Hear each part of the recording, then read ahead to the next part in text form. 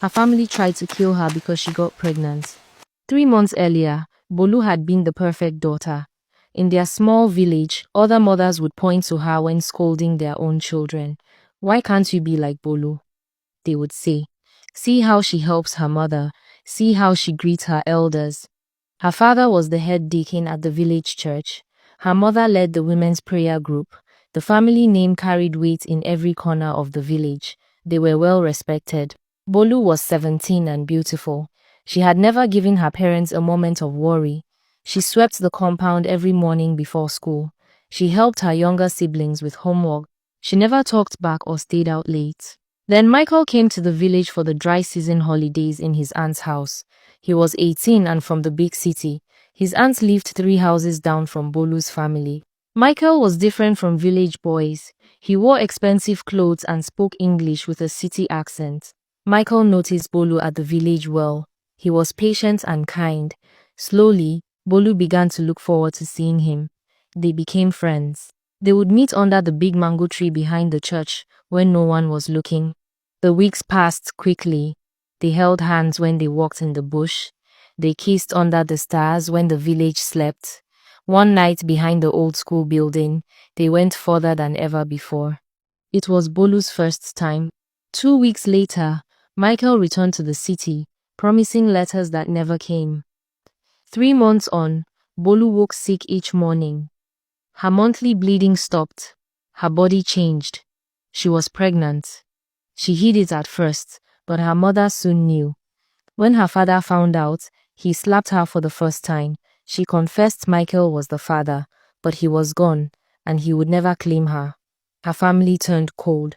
Her brother ignored her. Her grandmother refused to look at her, and her parents decided the pregnancy must be terminated. They threatened, pleaded, even locked her up, but Bolu refused. She would not kill her baby. As her belly began to show, her parents realized they were running out of time. Soon the whole village would know. Their reputation would be destroyed. Her father would lose his position in the church. The threats became serious. Her father told her that if she brought this shame on their family, they would have no choice but to stop her permanently. Bolu saw the desperation in his eyes and knew he was not making empty threats. One evening, her mother brought her dinner. The food tasted strange, but Bolu was hungry and ate it all. Within an hour, she felt dizzy and sleepy. Her eyes grew heavy, and she could not keep them open. When Bolu woke up, she was lying on a mat in an unfamiliar hut. Her hands were tied behind her back. Through the doorway, she could see her parents talking to an old woman. The woman was counting money. They had brought her here for a forced abortion. The ropes were loose. Quietly, she freed herself and crawled to a hole in the wall. Beyond it lay the bush. Bolu ran barefoot, thorns tearing at her skin, fear pushing her forward. By sunset, she stumbled onto the main road. A yam truck stopped. The kind driver, without asking too much questions, gave her a ride to the market town. By the time her parents discovered she was gone, Bolu was far away. Standing at the edge of the market town with nothing but the torn dress, Bolu made her choice. She would not go back. She would find a way to survive on her own. Her old life was over. Her family was lost to her. But her baby was still alive, and that was what mattered now. Bolu reached the market town with nothing but the torn dress. At first, she thought she would find safety among the noise of traders and buyers. But the market closed that night, and she had nowhere to go when the last lanterns went out. The first nights were spent on verandas and under sheds, clutching her belly against the cold. Hunger consumed her, and when she begged for food, she was insulted, mocked, or preyed upon by men who saw her desperation as an opportunity. By the 5th day, she was weak, faint, and soaked by the rain, convinced she might die with the child still inside her. A widow named Mama Ireti found her and took her home. She gave Bolu shelter, food, and care, and in her small house, Bolu regained strength. Months later, she gave birth to a healthy baby boy. His presence gave her courage to live again. Back in the village, Michael's aunt learned the truth from Bolu's mother, who secretly confided her guilt and fear. The aunt told Michael, who was devastated. He searched the market town for Bolu but missed her. She had already gone deeper into the city with Mama Ireti.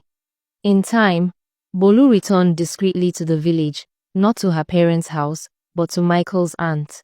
She wanted Michael to know he had a son. The aunt arranged contact, and Bolu and Michael began speaking from afar. Though studying abroad, he accepted responsibility and promised to stand by her. His family welcomed Bolu and her child into their home in the city. They sent her back to school so she can rebuild her life. When Michael finally returned, he reunited with Bolu and their son. Her parents never knew, though her mother secretly rejoiced that her daughter was alive and safe. Later, Bolu went back to her parents' house with Michael and her child, hoping to make amends. Her father remained defiant, insisting she had brought shame to the family. Bolu apologized for the disgrace her choices had caused, but she reminded him she had been wronged too, nearly losing her life at their hands. The rift was never healed. Though her mother's eyes held sorrow, her father's pride left no room for forgiveness. Bolu walked away knowing her relationship with her family would never be the same. She chose instead to remain where she was accepted, raising her child with dignity and love, and building her life among those who had chosen compassion over honor.